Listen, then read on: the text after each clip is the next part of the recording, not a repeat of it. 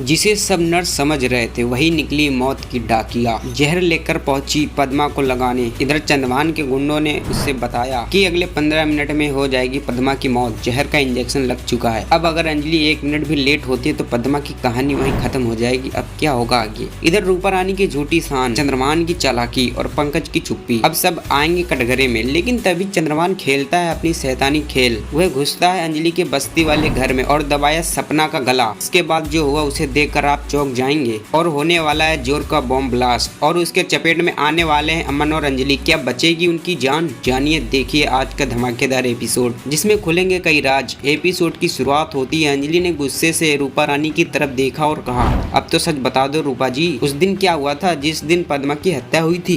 रूपा रानी ने आंखें चुराते हुए कहा, मुझे कुछ नहीं पता अंजलि, मैं अब चलती हूँ। वो जाने लगी, लेकिन तभी अंजलि के दोस्तों ने उसका रास्ता रोक लिया। अंजलि ने कहा, नहीं रूपा रानी, जब तक तुम सच नहीं बताओगी तुम यहाँ से नहीं जा सकती। रूपा रानी ने गुस्से में जवाब दिया, देखो अंजलि, मुझे रोकने की गलती मत करना। मैं ऐसे लोगों को जानती हूँ जिनसे पंगा लेना तुम्हारे बस की बात नहीं। अंजलि ने पूछा, कौन है वो लोग? तभी अंजलि चुपचाप अपनी जेब से मोबाइल निकालकर वीडियो रिकॉर्डिंग शुरू कर देती है। रूपा रानी ने गर्व से कहा, एक पुलिस इंस्पेक्टर मेरा जानकार और चंद्रभान ठाकुर को भी बहुत अच्छी तरह जानती हूँ। मैंने चंद्रभान से बात भी कर ली है। अगर मुझे कुछ हुआ तो वह बहुत बुरा होगा। अंजलि ने कहा, ओह, तुम तो चंद्रभान ठाकुर को जानती हो, अच्छा है। फिर वो रूपा रानी को बताती कि मैंने वीडियो रिकॉर्डिंग कर ली है, ये समय कोर्ट में सही समय पर पेश करूंगी। रूपा रानी चौंक जाती, वह बिना कुछ कहे वहाँ से चली जाती। कॉलोनी के कुछ लोग अंजलि के पास आते हैं और पूछते हैं, अब क्या करेगी अंजलि? अंजलि ने कहा, हमें थोड़ा इंतजार करना होगा, जब पद्मा ठीक हो जाएगी तब उसके पास मैं जाऊंगी, वहीं से असली लड़ाई शुरू होगी। और अंजलि बस्ती से चली जाती है। उसके जाते ही शुरू होता है चंद्रभान का शैतानी खेल। वह अंजलि के बस्ती वाले घर में घुसता है। वहाँ सिर्फ सपना मौजूद होती है। चंद्रभान सपना से घर बेचने के कागजों पर साइन करने को कहता है, लेकिन सपना मना कर देती है और चंद्रभान को बहुत खारी खोटी सुनाती है। इसी कारण चंद्रभान का पारा हाई हो जाता है। वह सपना का गला पकड़ लेता है। तभी चंद्रभान देखता है कि गणेश आ रहा है। वह तुरंत वहाँ से निकल जाता है। गणेश जैसे ही घर के अंदर घुसता है, सपना उसका खुशी खुशी स्वागत करती जैसे कुछ हुआ ही नहीं हो।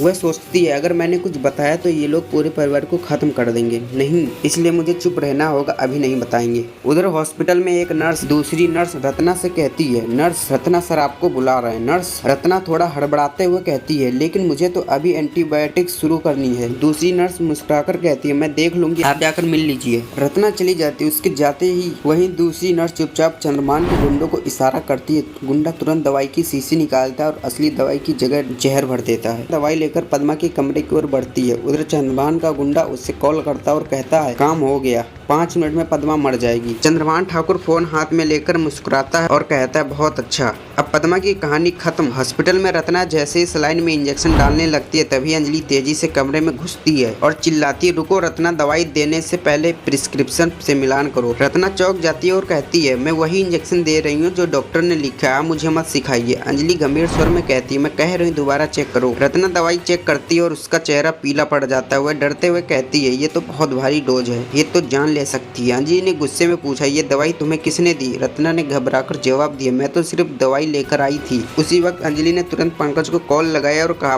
पंकज ये क्या सुरक्षा है? पद्मा के कमरे के बाहर कोई पुलिस गार्ड नहीं था और तो और उसे जहर देने की कोशिश की गई। पंकज ने हैरानी से पूछा, क्या हुआ वहाँ? अंजलि ने कड़वी आवाज में कहा, तुम्हारी सुरक्षा के बीच कोई आकर जहर भरकर चला गया। अगर मैं समय पर नहीं आती तो आज पद्मा जिंदा नहीं होती। मैं तुमसे ये उम्मीद नहीं कर सकती थी पंकज। पंकज भड़ककर बोला, तुम मुझ पर आरोप नहीं लगा सकती, मैं एक ईमानदार ऑफिसर हूँ। अंजलि ने कहा, ईमानदारी की परिभाषा तुमने बदल दी क्या? पंकज गुस्से में कहता है, मुझ पे झूठा आरोप लगाने के जुर्म में मैं तुम्हारे खिलाफ केस करूंगा। अंजलि ने ठंडे स्वर में जवाब दिया, कर दो, लेकिन पद्मा को कुछ हो जाता तो तुम सबसे पहले जिम्मेदार होते। एपिसोड समाप्त होता है। दोस्तों अगले एपिसोड में होगा एक और जोर का बॉम्ब ब्लास्ट और उसके चपेट में आने वाले हैं अमन और अंजलि। क्या बचेगी उनकी जान? जानिए अगले एपिसोड में। क्यों होगा आगे जानने के लिए कीजिए सब्सक्राइब, साथ ही साथ बेल आइकन जरूर ऑन कर। धन्यवाद।